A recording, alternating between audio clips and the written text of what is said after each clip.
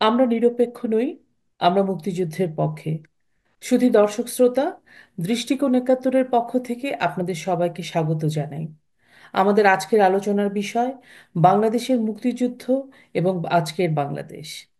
আমাদের সাথে আজকের আলোচনায় সংযুক্ত হয়েছেন বরেণ্য সাংবাদিক, প্রেস ক্লাব অফ ইন্ডিয়ার সভাপতি গৌতম লাহিড়ী। ওনার আরেকটি পরিচয় আমি দিতে চাই, সেটা হচ্ছে উনি মহান মুক্তিযুদ্ধে উনি সরাসরি খুব কাছে থেকে পর্যবেক্ষণ করেছেন। সে সময়কার সমস্ত সংবাদগুলো উনি পত্র প্রচার এবং প্রসারের মাধ্যমে সেভাবে নির্ভীকভাবে পর্যবেক্ষণ করেছেন এবং সংবাদপত্র প্রচার করেছেন, এবং সেইভাবে আমাদের মহান মুক্তিযুদ্ধে তিনি নিজেকে নিয়োজিত রেখেছেন প্রতিনিয়ত। দাদা, আপনাকে আদাব। কেমন আছেন আপনি? ওই, আমি আছি মোটামুটি ভালোই আছি, বলবো যে অর্ধেক ভালো আছি, কারণ যেহেতু অর্ধেক বাঙালি ভালো নেই।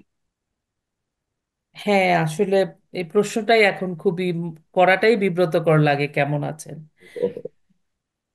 দাদা, আপনি তো মুক্তিযুদ্ধ খুব কাছে থেকে দেখেছেন এবং সেই সময়টাতে আপনার একদম সক্রিয় ভূমিকা ছিল। বিশেষ করে সংবাদ মাধ্যমের বিষয়টাকে আপনি সক্রিয়ভাবে ভূমিকা রেখেছেন প্রচারের ব্যাপারে। আমরা সেই সময়কার কিছু স্মৃতি আপনার কাছ থেকে শুনবো। তার আগে একটা জিনিস জানতে চাই, সেটা হচ্ছে আজকের যে বাংলাদেশ বর্তমানের, সেই বাংলাদেশটাকে আপনি কিভাবে মূল্যায়ন করছেন? দেখুন, আহ, বাংলাদেশের যে মুক্তিযুদ্ধ, আমি তখন খুবই ছোট ছিলাম, যে খুব সবে মাত্র কলেজে ঢুকবো আর কি, এরকম একটা সময়। আমার তখন বয়স যা ছিল, ফলে সেই সময় যেহেতু দলে দলে বাংলাদেশ থেকে নিপীড়িত মানুষ, যারা বাধ্য হয়েছিলেন শরণার্থী হতে, তারা চলে এসেছিলেন। কেবলমাত্র হিন্দু নয়, মুসলিমদেরও অনেকে চলে এসেছিলেন। জি। তারা পশ্চিমবঙ্গ এবং ত্রিপুরায় আশ্রয় নিয়েছিলেন। সেই সময় আমি দেখেছি যে গোটা পশ্চিমবঙ্গ বা ভারতের বিভিন্ন প্রান্ত থেকে মানুষ তাদেরকে মুখে অন্ন জুগিয়ে দেওয়ার জন্য, তাদের আশ্রয় দেওয়ার জন্য এত ধরনের বিদেশি মানুষকে যে নিজের দেশে আপন করে নেওয়া, সেই সময়কার যে আতিথেয়তা ভারত দেখিয়েছিল, সেটা নিঃসন্দেহে আজকে ইতিহাসের স্বর্ণাক্ষরে লেখা আছে। এবং যতদিন আওয়ামী লীগ সরকার ক্ষমতায় ছিলেন, বিশেষত প্রধানমন্ত্রী শেখ হাসিনা, তিনি বারবার সেটা স্বীকৃতি দিয়েছেন। এবং যখন আমি দেখেছি পরবর্তী সময়ে যখন রাষ্ট্রপতি ভবনে তাকে ইন্দিরা গান্ধী শান্তি পুরস্কার দেওয়া হচ্ছিল, সেই ভাষণের উল্লেখ করতে গিয়ে তার দু চোখ দিয়ে একবার জলের ধারা, পানির ধারা, আপনারা যেটা বলেন অশ্রুধারা, যে অশ্রুধারা বয়ে যাচ্ছিল, সকলেই ভাবুক এবং আপ্লুত হয়ে গিয়েছিল সেই সভা অনুষ্ঠানে। ফলে সেই যে স্মৃতি, সেই স্মৃতির অর্থাৎ অর্থাৎ মূল্যায়ন একটাই, যে বাংলাদেশের মানুষের যে মুক্তিযুদ্ধ, অর্থাৎ যে পূর্ব পাকিস্তানের শোষণ এবং অত্যাচার থেকে মুক্তি পাওয়ার যে আকাঙ্ক্ষা, সেই আকাঙ্ক্ষার পাশে কিন্তু ভারত একসঙ্গে তাদের কাঁধে কাঁধ মিলিয়ে দাঁড়িয়েছিল আর কি। ভারত জি। তাদের পাশে ছিল আর কি।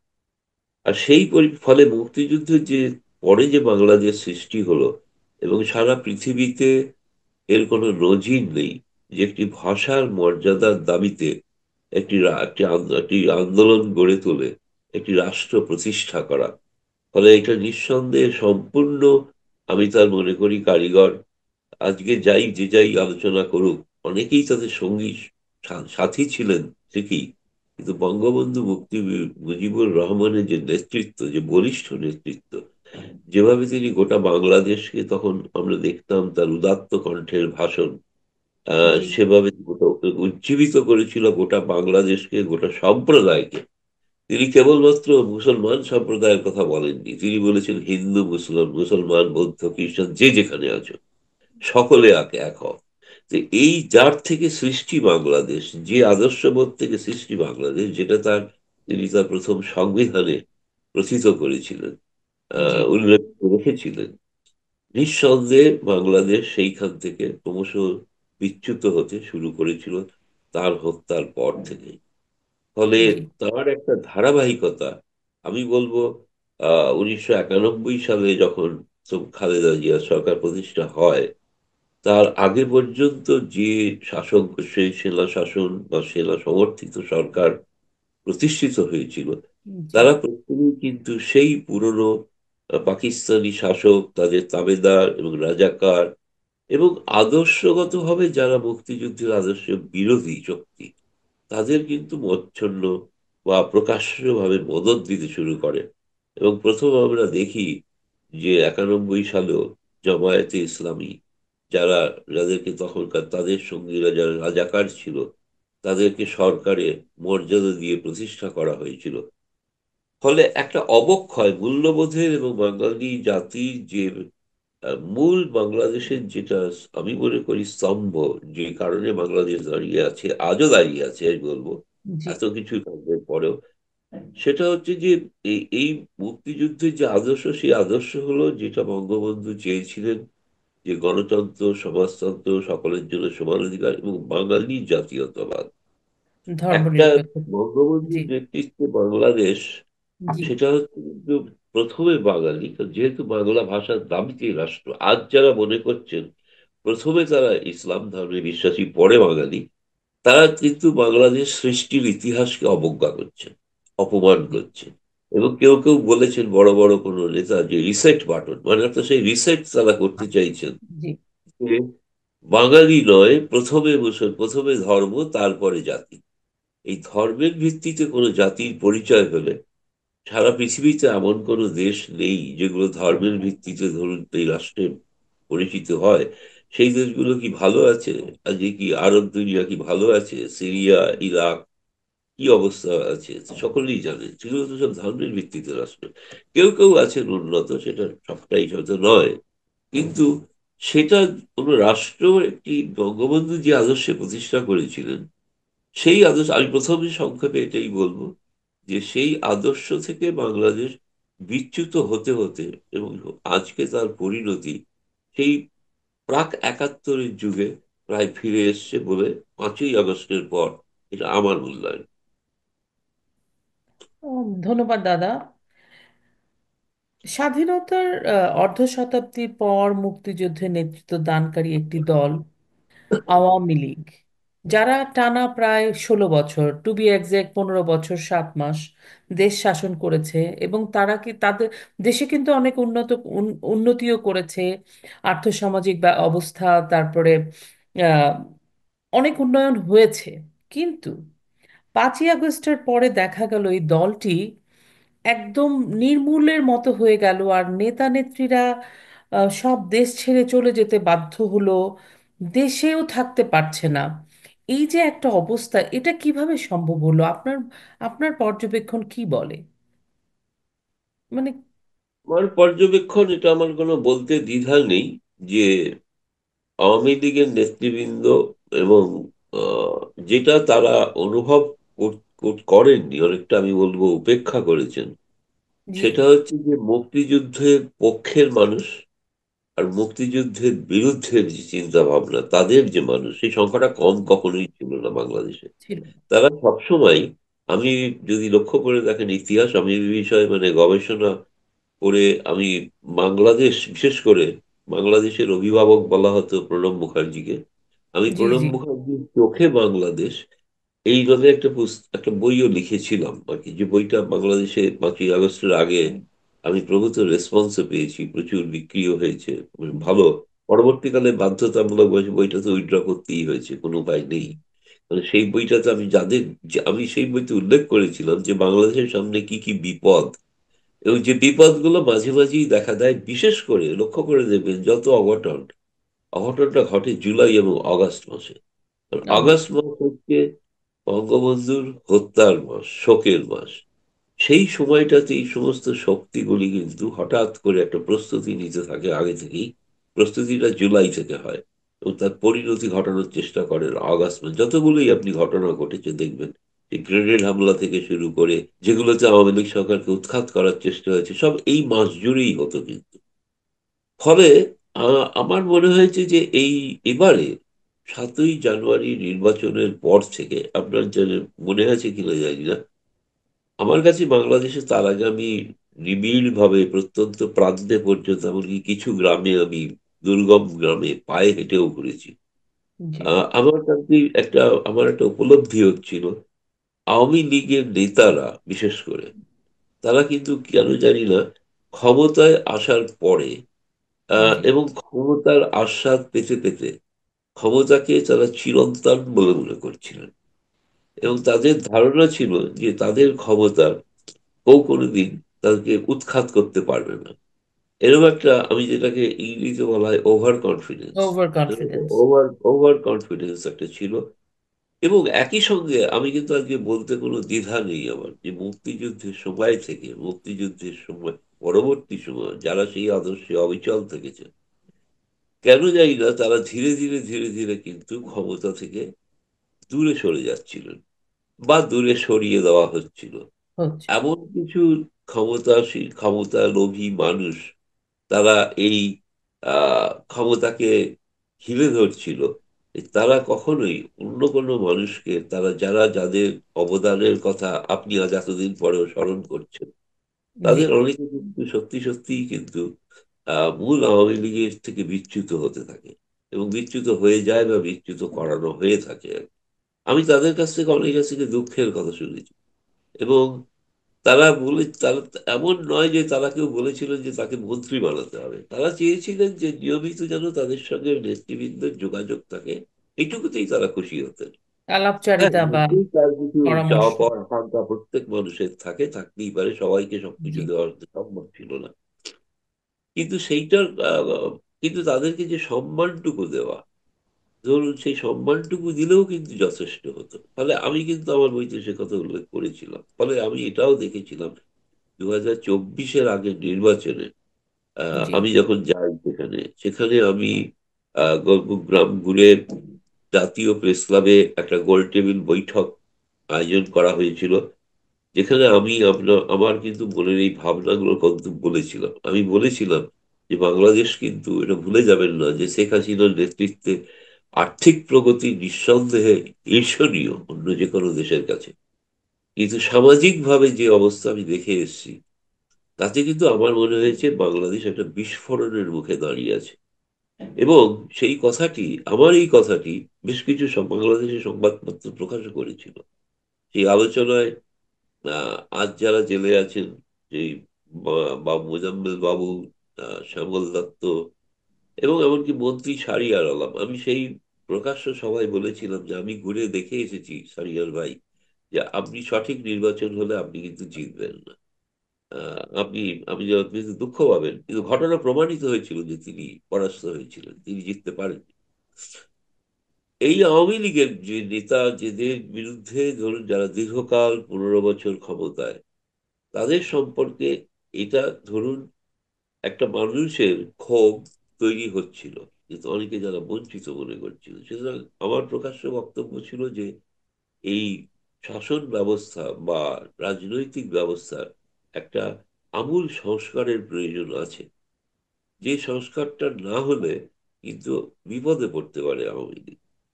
আহ, সেই কথাটা কিছুটা হয়তো নেতৃবৃন্দের কানে গিয়েছিল, জি। কিছুটা তার পরিবর্তন করার চেষ্টা হয়েছিল, কিন্তু আরো ব্যাপক করা উচিত ছিল।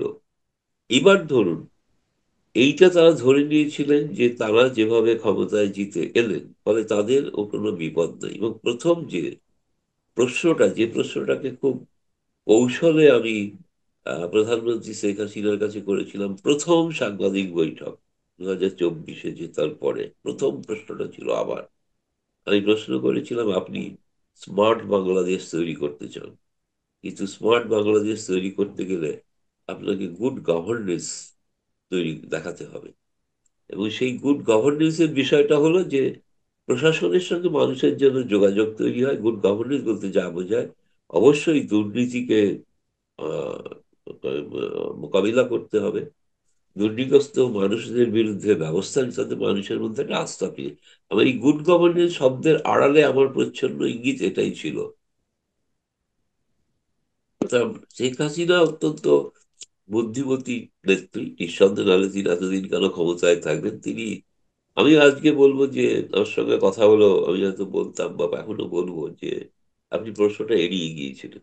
আপনি বলেছিলেন বাংলাদেশের মানুষ সবাই স্মার্ট, এবং সবাই যে স্মার্ট নয় তার বড় প্রমাণ দেখা গেল 5ই আগস্ট।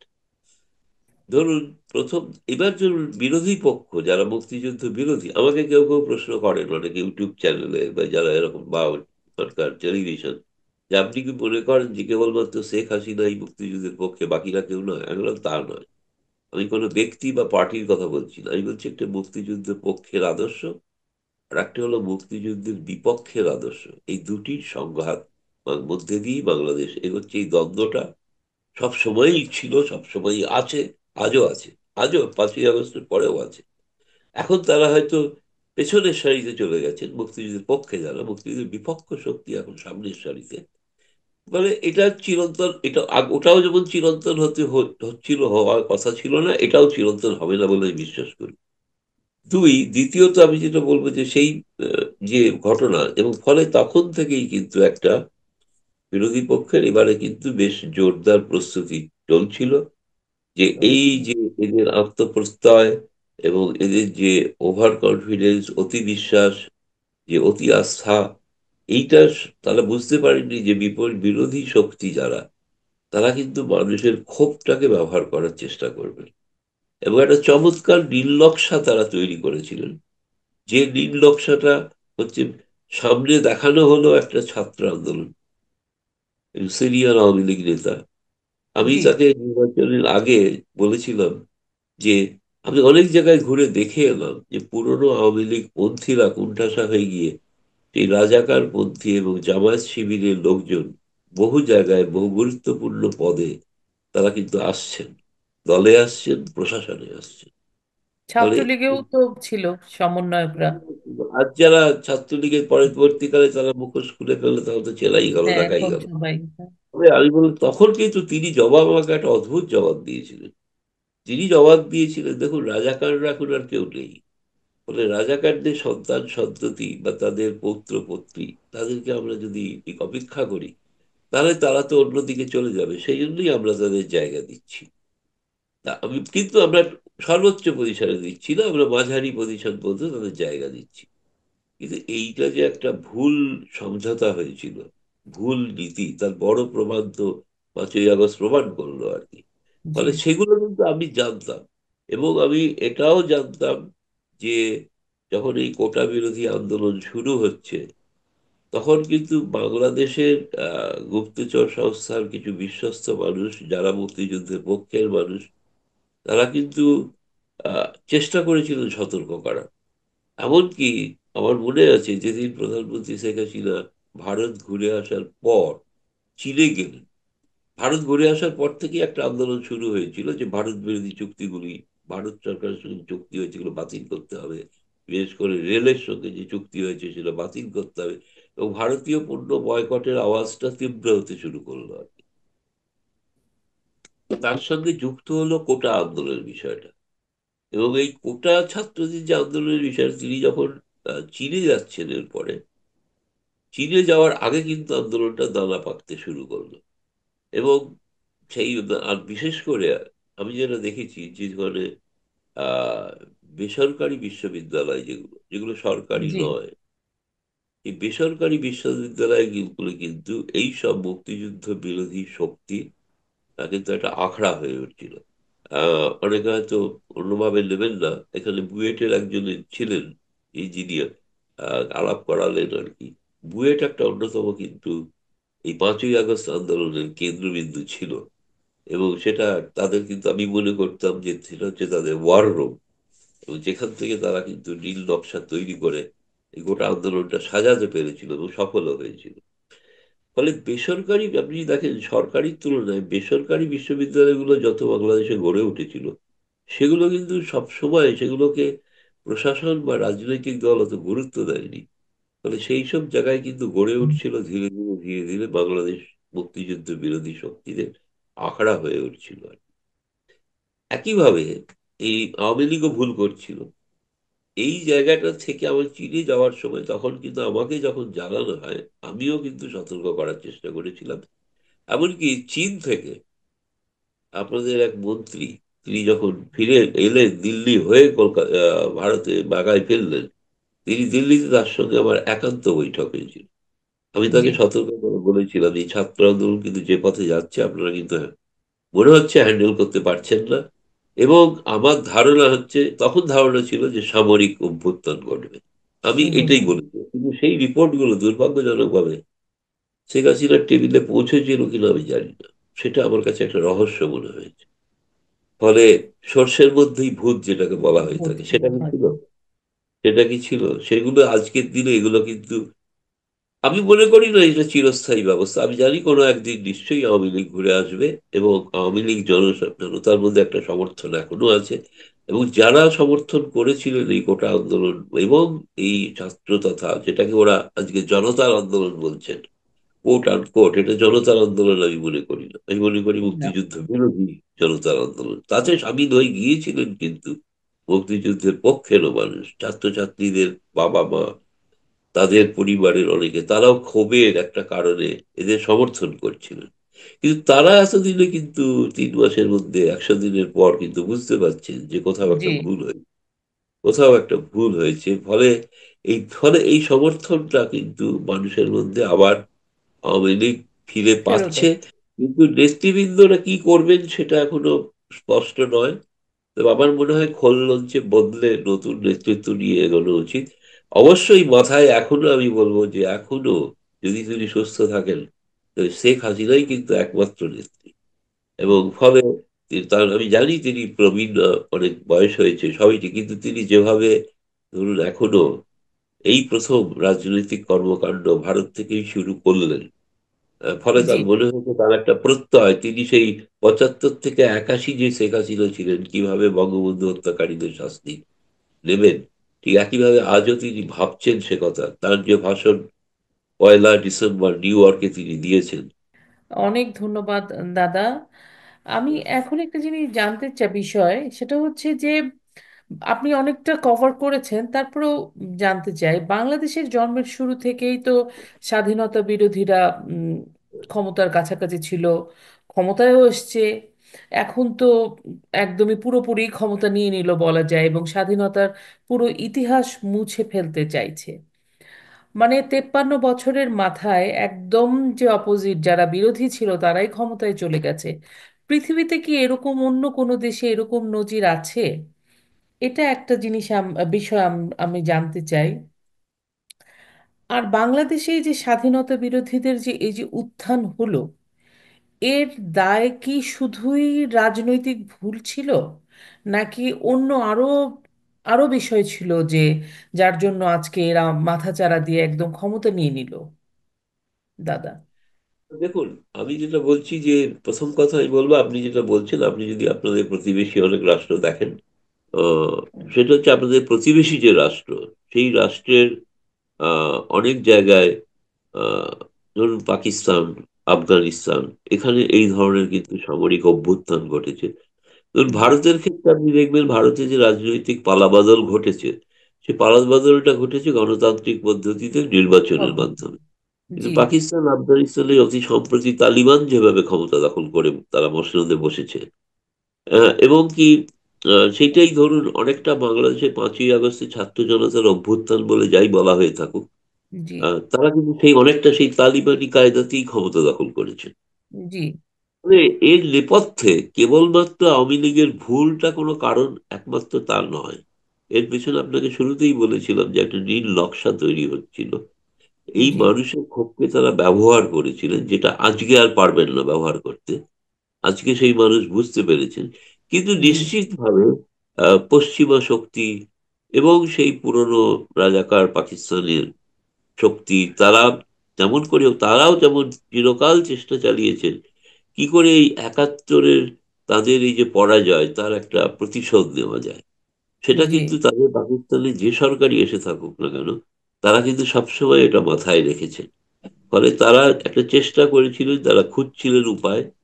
একই সঙ্গে যুক্ত হয়েছিল, আজকে বলতে কোনো আমার তো কোনো দ্বিধাই নেই, যে এর পেছনে যুক্তরাষ্ট্রের একটি বড় ভূমিকা ছিল। তারা আওয়ামী লীগের সরকারকে কোনো কারণেই পছন্দ করতেন না, কারণ যেহেতু তাদের স্বার্থ, তাদের স্বার্থ বলতে যা বোঝায়, তাদের যে রণকৌশলগত স্বার্থ, এখানে বাংলাদেশকে একটি আমেরিকার একটি সামরিক ঘাঁটি করা, যে জি। আগ্রহ বা ইচ্ছা, কারণ এই বাংলাদেশের যে স্ট্র্যাটেজিক অবস্থান, এই অবস্থা, ভৌগোলিক যে অবস্থান, এই অবস্থানে এখানে যদি অবস্থা। কোনো বিদেশি শক্তির ঘাঁটি হয়, জারি ঘাঁটি হবে, সে অনেকটা জি। অ্যাডভান্টেজ পাবে। তাদের যারা প্রতিপক্ষ, এক যেমন ভারতের ওপরে চাপ তৈরি করা যায়, একই জি। সঙ্গে চীনকে অনেকটা নিশানার মধ্যে রাখা যায়।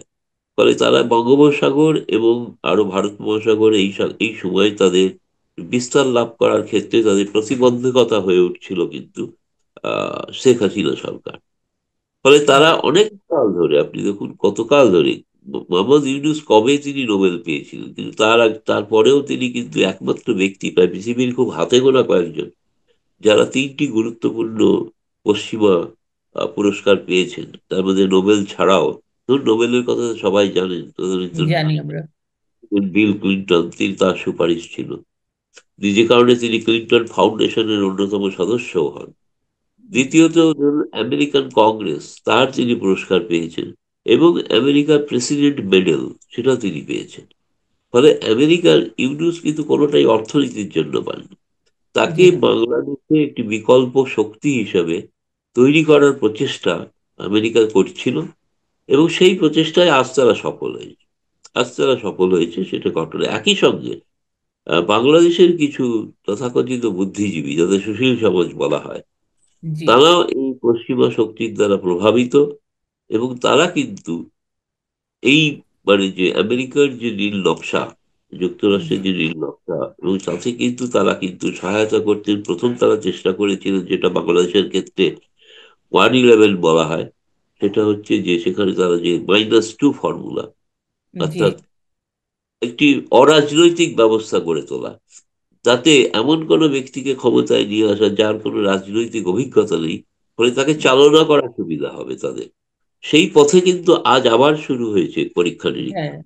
পরীক্ষা কিন্তু আজও শুরু চলছে, সেই পরীক্ষা নিরীক্ষা।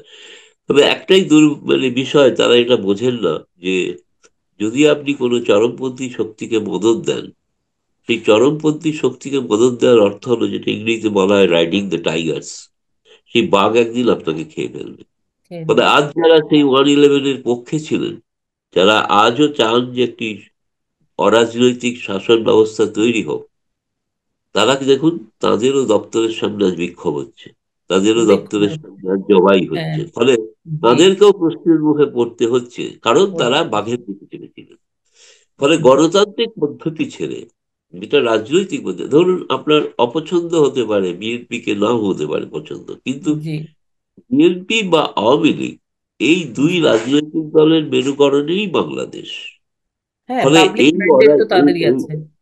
এই রাজনৈতিক ব্যবস্থা, এই রাজনৈতিক ভিত্তিকে অস্বীকার করে জি। তৃতীয় কোনো অরাজনৈতিক শক্তিকে দিয়ে সরকার পরিচালনা করতে গেলে সেটা বেশি দিন টেকে না, এবং টিকবেও না, এটা আমি বিশ্বাস করি। ধন্যবাদ দাদা। আরেকটা বিষয়, সেটা যেহেতু প্রফেসর ইউনুসের কথা আসলো, তো উনি মুক্তিযুদ্ধে অংশগ্রহণ করেননি, এটা আমরা জানি আর কি। এবং কিন্তু এটাও আমরা কখনো প্রমাণ পাইনি যে উনি মুক্তিযুদ্ধ বিরোধীদের সাথে সম্পৃক্ত ছিলেন, এরকমও কিন্তু কোনো প্রমাণ নাই যে উনি ছিলেন। আবার তিনি শান্তিতে নোবেল পেয়েছেন। অর্থনীতির মানুষ, কিন্তু উনি কিন্তু শান্তির জন্য নোবেল পেয়েছেন। ভারতও কিন্তু উনাকে সব সময় ওনারকে সম্বর্ধনা দিয়েছে। ভারতের সাথে ভারতে উনি কয়েকবার গেছে। ভারতের সাথেও জানা যেত যে ওনার একটা ভালো সম্পর্ক। আমি জাস্ট ওনার একটা বলতে চাচ্ছি, ওনার যে বৈশিষ্ট্যগুলো, চারিত্রিক, যেটা আমরা জেনে আসছি। উনি ধার্মিক মানুষও না। উনি যে খুব একটা ধর্ম পালন করেন, প্রচলিত ধর্ম, সেটাও আমরা শুনেছি যে, শোনা কথা যে উনি ওরকম ভাবে ধর্মীয় রীতিনীতি অত মানেন না। তারপরে কিন্তু এই সব কিছু ছাপিয়ে উনি একদম ঘুরে গিয়ে মৌলবাদী একটা শক্তির নেতা হয়ে গেলেন। তারপরে ধরেন ভারতের সাথে একটা সম্পর্ক ছিল, এবং আমি সোশ্যাল মিডিয়াতে দেখছিলাম, আমি জানি না সত্য মিথ্যা, সোশ্যাল মিডিয়াতে, যে উনি যখন 5 তারিখ 7 তারিখে ক্ষমতা নিলেন, ভারতের একজন বিখ্যাত একজন মানুষ ওনাকে মানে অভিনন্দন জানানোর এরকমও দেখেছিলাম। ভারতের সাথে সম্পর্কও ভালো ছিল। হঠাৎ করে উনি একদম ভারত বিদ্বেষী হয়ে গেলেন। শুধু বিদ্বেষী না, উনি একটা বক্তৃতা এটাও বললেন যে ভারতের 7 সিস্টারকে নিয়ে একটা হুঙ্কার দিলেন। তার এই যে চরম একটা অবস্থা, একটা মৌলবাদী নেতার মতো, এইটার মানে ব্যাখ্যাটা কি? এটা কেন হঠাৎ করে? না দেখুন, আপনি যদি তুলনা করেন, আমি জানি না যে হিটলার নিয়মিত চার্চে যেতেন কিনা, তিনি সেখানে প্রার্থনা করতেন কিনা, আমি সেটা জানি না। কিন্তু প্রশ্ন হচ্ছে, এই ধরনের যারা মানুষ হন, তারা একটা নির্দিষ্ট রাজনৈতিক আদর্শ দর্শনে তারা বিশ্বাস করেন। সেটা তারা যেভাবেই হোক তারা মনের মধ্যে লালন পালন করতে থাকে। আপনি বললেন মুক্তিযুদ্ধে অংশগ্রহণ করেন, এটা ঠিকই। কিন্তু মুক্তিযুদ্ধের বাংলাদেশ স্বাধীন হওয়ার পর আজ এত বছরে তিনি এই প্রধান উপদেষ্টা হওয়ার সময় তিনি শহীদ স্মারক সাভারে গিয়েছিলেন। তার আগে একদিনও যাননি। জানি। যেমন জামায়াত ইসলামীরা কোনোদিন যেত না। যেত। এ, আমি বঙ্গবন্ধুর বাড়িতে গিয়ে শ্রদ্ধা জানানোর কথা তো দূরস্থ, সেখানে তো হুম। সেটার কথা তো বলছি না। ফলে তার মনের মধ্যে যে বাংলাদেশের যে যুদ্ধ, আমি তার জি। পারিবারিক ইতিহাস সম্পূর্ণ জানি না, এটা ঘটনা স্বীকার করছি। নানা রকম শুনেছি উড়ো খবর, কিন্তু সেগুলোকে আমি বলতে চাই না এখানে প্রকাশ্যে। তো হুম। কিন্তু যেটা আমরা বলছি সেটা একটা ওনার পারিবারিক জীবন এবং ওনার যে মানে পুরো পরিচয় সম্পর্কে একটা গবেষণা হওয়া দরকার আছে, গবেষণা হওয়া প্রয়োজন আছে দেখে মনে হচ্ছে আজকে। তৃতীয়ত, উনি যেমন কোনো শহীদ স্মারকে যাননি, জি। কেন যাননি এতকাল? তিনি তো কেবলমাত্র কি শেখ হাসিনার সঙ্গে বিরোধিতার কারণেই, তার কি বিরোধিতা ছিল শুধু শেখ হাসিনা এই জন্য মনে করতেন যে এটা এটা বঙ্গবন্ধু মুজিবুরের যে আহ, নেতৃত্বে যে স্বাধীনতা আন্দোলন, সেটাকে তো তিনি স্বীকৃতি দিয়েছেন, আমরা তো দেখিনি। জি। সেটাই প্রমাণ। যেগুলো নেই সেগুলোই হচ্ছে প্রমাণ। নেইটা হচ্ছে তিনি কোনো শহীদ স্মৃতিতে যাননি, নেই হচ্ছে তিনি বঙ্গবন্ধুর প্রতি শ্রদ্ধা জানাননি। ফলে এই যে নেইগুলো, এই নেইগুলো প্রমাণ করে যে তিনি এগুলো বাকি তার পাল্টা তিনি প্রচার হয়তো করেননি। কিন্তু আমি বলছি যে নীল নকশাটা পশ্চিমা দুনিয়া ছিল তার সঙ্গে তিনি বরাবর আছেন, বরাবর ছিলেন। এবং তিনি তো সেইটা ভারতের সঙ্গে, নিশ্চয়ই ভারত তাকে ইন্দিরা গান্ধী শান্তি পুরস্কার দিয়েছিল এবং কংগ্রেস সরকার জি। দিয়েছিল। সেটাই। এবং সেটা হয়তো ভারতের একটা কোনো রাজনৈতিক উদ্দেশ্য ছিল। উদ্দেশ্যটা ছিল এই যে তখন ইউনূস ঘোষণা করেছিলেন তিনি একটি রাজনৈতিক দল গঠন করবেন, নাগরিক শক্তি বলে। তো নাগরিক যেটা শক্তি, যেটা তিনি তিনি পরে। ঘোষণাও করেছিলেন। এবং তিনি ভারত থেকে ঘুরে যাওয়ার পর, আমি জি। জাস্ট যেগুলো আমি আমার ওই পুস্তকে গবেষণায় আমি উল্লেখ করেছি সাহসের সঙ্গে, যে প্রণব মুখার্জির সঙ্গে বৈঠকের পর প্রণব মুখার্জি তাকে বলেছিলেন যে আপনি যে সমাজে যে আপনার সম্মান, সমাজে যে কাজ নিয়ে আপনি ব্যস্ত আছেন, আপনি সেটাই করুন, আপনি রাজনীতিতে আসবেন না। রাজনীতি হলে আপনার এই সমস্ত অর্জনটা ধুলোয় মিটিয়ে যাবে। ফলে তিনি ভিড়ে গিয়ে কিন্তু সেই দল ঘোষণা থেকে তিনি বিরত হলেন, তিনি বললেন তিনি রাজনীতি করবেন পিছিয়ে না। গেলেন, হ্যাঁ। করবেন না। কিন্তু তাকে আবার তাকে নানাভাবেই তাকে পশ্চিমা শক্তি আবার উৎসাহিত করতে থাকে এবং তিনি সেখানে যান নিয়মিত।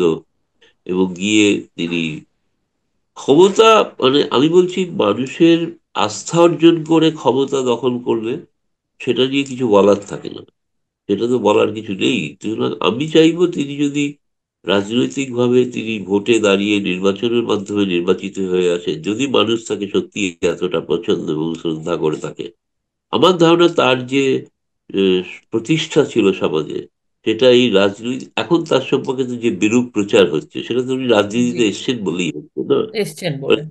আজ তার তুলনায় তার এই বর্তমান রাজনৈতিক আহ লোভ, সেটাই বেশি আলোচিত হচ্ছে। জি। এমনকি লোকে অনেকেই বলতে শুরু করেছে আসলে তিনি তো ক্ষমতা ছাড়বেন না, তিনি আসলে পাকাপাকি থাই থাকতে চান, তিনি আদৌ নির্বাচন করবেন না। এসব কথাগুলো প্রচারিত হচ্ছে না তার বিরুদ্ধে, তার মতো সম্মানীয় ব্যক্তির বিরুদ্ধে। এবং দেখুন তিনি নিজেও কিন্তু খুব, আপনি যদি লক্ষ্য করে দেখেন, আমি দেখেছি তিনি অন্তত চারটি তার সাক্ষাৎকার আমি ফলো করেছি।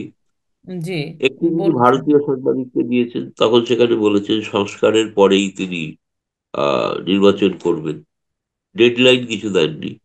কিন্তু তিনি বাংলাদেশের একজন প্রথম সারির সাংবাদিককে, তিনি সম্পাদককে সাক্ষাৎকার দিয়েছেন, সেখানে তিনি বলেছেন 2026-এর, অনেকে তার আগে বলেছিল 2025, তিনি তো বললেন 2026-এর আগে তো কিছু নির্বাচন হওয়ার সম্ভাবনাই নেই। তারপরে একটি ইন্টারভিউ দেখলাম আল জাজিরায়, সেখানে বললেন 4 বছরের আগে তো সম্ভবই নয়। সম্ভব। মানে 2024 থেকে 2028, অর্থাৎ 2029-এর আগে কোনো সম্ভাবনা নেই, এটা তার মুখ থেকে বলা। তাহলে ইউনূস সাহেবের কোন বক্তৃতাটা, কোন মন্তব্যটা, কোন ঘোষণাটা সঠিক? এটা 4 রকম আমি ইউনূস দেখলাম। ফলে এটা আপনি একটা জিনিস কি জানেন, মৌলবাদের প্রধান লক্ষণ হলো তারা এক ভাষায় কথা বলেন না। কথা বলে না। মৌলবাদের প্রথম লক্ষণ হলো তিনি কোনো একটি কথা বলবেন প্রথমে যেটাতে মানুষ মনে করবে যে তিনি অত্যন্ত উদারবাদী। ধরুন এমনকি আপনার জামায়াতে ইসলামের আমির যে কথা বলছেন শুনে মনে হতে পারে যে উদারবাদী, তাই না? কিন্তু আবার তার দলের অন্য লোকেরা পরে যখন তিনি আরেকটা কথা বলবেন আর এক ধরনের কথা বলবেন। এবং এই যে উগ্র ভারত বিরোধী যে প্রচার কেন করতে চাইছে, এই প্রচারটা করার উদ্দেশ্য হচ্ছে মূল সমস্যা সংকটগুলো থেকে মানুষের দৃষ্টি ঘুরিয়ে দেওয়া, একটা আবেগ দূরে প্রবণ দেওয়া। করে দেওয়া জাতিকে। একই সঙ্গে সেই শক্তি যারা মনে করেছিল যে ভারতের সাহায্যে বাংলাদেশের মুক্তিযুদ্ধ হয়েছিল, ভারত পাশে না থাকলে হয়তো হতো না, ফলে তারা সেই কারণে শুধু ভারত না, তাদের প্রচ্ছন্ন আমরা প্রকারান্তরে শুনছি যে প্রকারান্তরে রাশিয়ার বিরুদ্ধেও বলা হচ্ছে বলা হয়। তার রাশিয়ার যে প্রকল্পগুলো সেগুলো সম্পর্কেও প্রশ্ন তোলা হচ্ছে। সেই জন্য আমার মনে হয়েছে যে এই সমস্ত গুলো উনি প্রশ্রয় দিচ্ছেন, কারণ তিনি হয়তো মনের মধ্যে সেই একই ধরনের আদর্শকে লালন পালন করেন। তাকে ধার্মিক হতে হতে হবে এরকম নয়, কোনো ধার্মিক না কথা নেই। হলেও অনেক কিছু করা যায় এবং অনেক কিছু। এখন তিনি কতটা পারবেন শেষ পর্যন্ত আমি সেটা জানি না। আমি জাস্ট আমার শেষ দিকে চলে এসেছি। আপনার অভিজ্ঞতা থেকে জানতে চাই যে বাংলাদেশ আওয়ামী লীগ কি ঘুরে দাঁড়াতে পারবে? যদি দাঁড়ানোর কৌশলটা কি হবে? প্রথম কথা হচ্ছে, দেখুন, রাজনৈতিক কোনো দলের সাময়িকভাবে তাদেরকে মনে হতে পারে যে তারা ক্ষমতায় নেই এবং তারা নিশ্চিহ্ন হয়ে গেছে, এটা সম্পূর্ণ ভুল। এবং আমি মনে করি কোনো রাজনৈতিক দল তারা একটা নির্দিষ্ট আদর্শ নিয়ে চলেন, সেটা সাময়িকভাবে তাদের কোনো আহ, ধাক্কা হতে পারে, ঘাটতি হতে পারে, কিন্তু সেটা চিরকালীন নয়। দ্বিতীয়ত হচ্ছে যে আহ, যেমন একটা সময় তো মনে হয়েছিল বিএনপি দল বোধহয় বাংলাদেশে নিশ্চিহ্ন হয়ে গেছে, আর বোধহয় ঘুরে দাঁড়াতে পারবে না। আজ তারা ক্ষমতার কাছাকাছি। ফলে আওয়ামী লীগ কোনো একদিন, এমনকি ভারতের উদাহরণ দেখেন, 1984 সালে ভারতীয় জনতা পার্টি গোটা 543টা আসনের মধ্যে মাত্র 2টি আসন পেয়েছিল, অটল বিহারী বাজপেয়ীও হেরে গিয়েছিল। ব্যাস। তখন মনে হয়েছিল ভারতীয় জনতা পার্টি শেষ। আজকে সেই ভারতীয় জনতা পার্টি তিনবার তারা তাদের প্রধানমন্ত্রী নির্বাচিত হচ্ছেন। ফলে তার মানে কি কংগ্রেস দল শেষ? সেটাও শেষ নয়, তারা ভবিষ্যতে কোনো একদিন ঘুরে দাঁড়াবে। হ্যাঁ, এখন প্রশ্নটা হচ্ছে যে আওয়ামী লীগও ঘুরে দাঁড়াবে নিশ্চয়, আমি বিশ্বাস করি।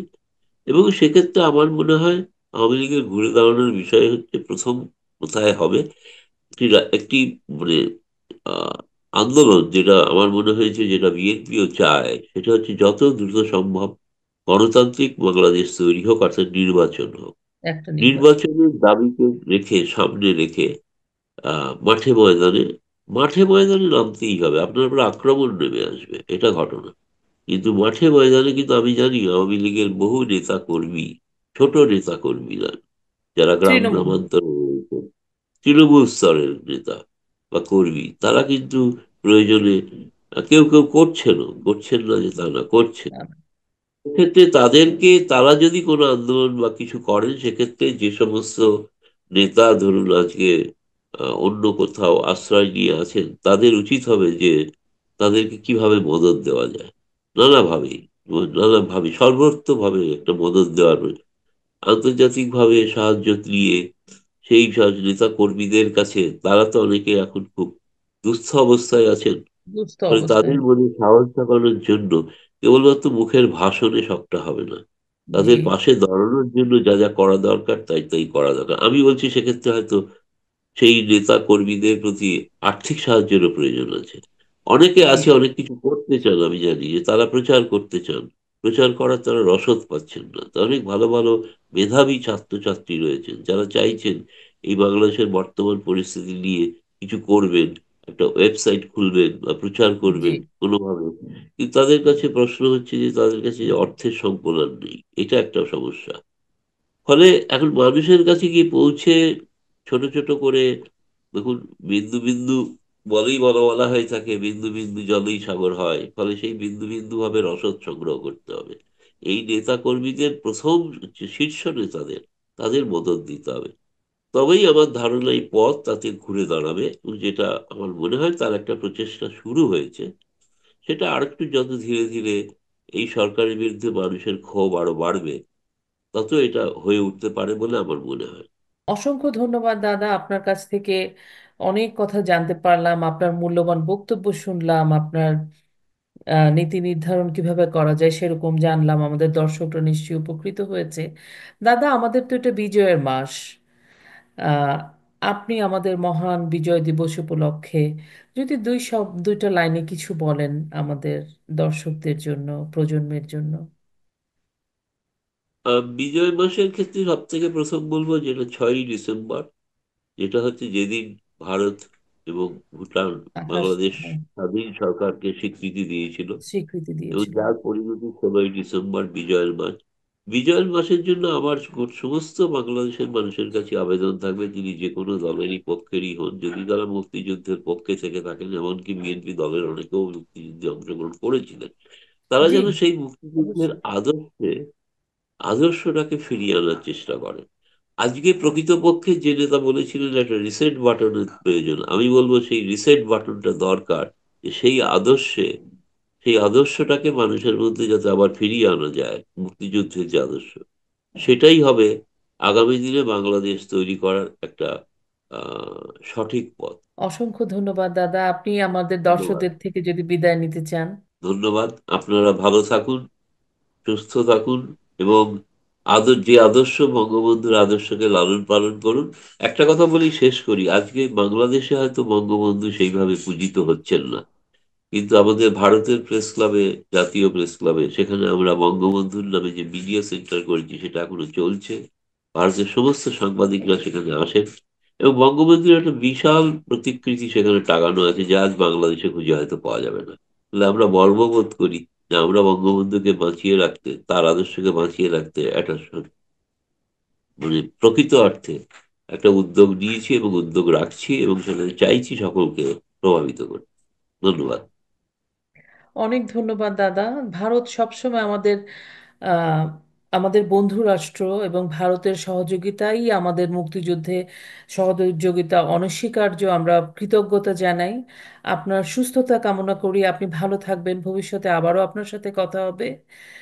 শুধু ধন্যবাদ। দর্শক শ্রোতা, আশা করি আমাদের কথা আপনাদের ভালো লেগেছে। দিন শেষে আমি শুধু এতটুকুনি বলবো যে আমাদের দেশটা, এই দেশটা আমাদের, এই দেশটাকে ভালোবাসি।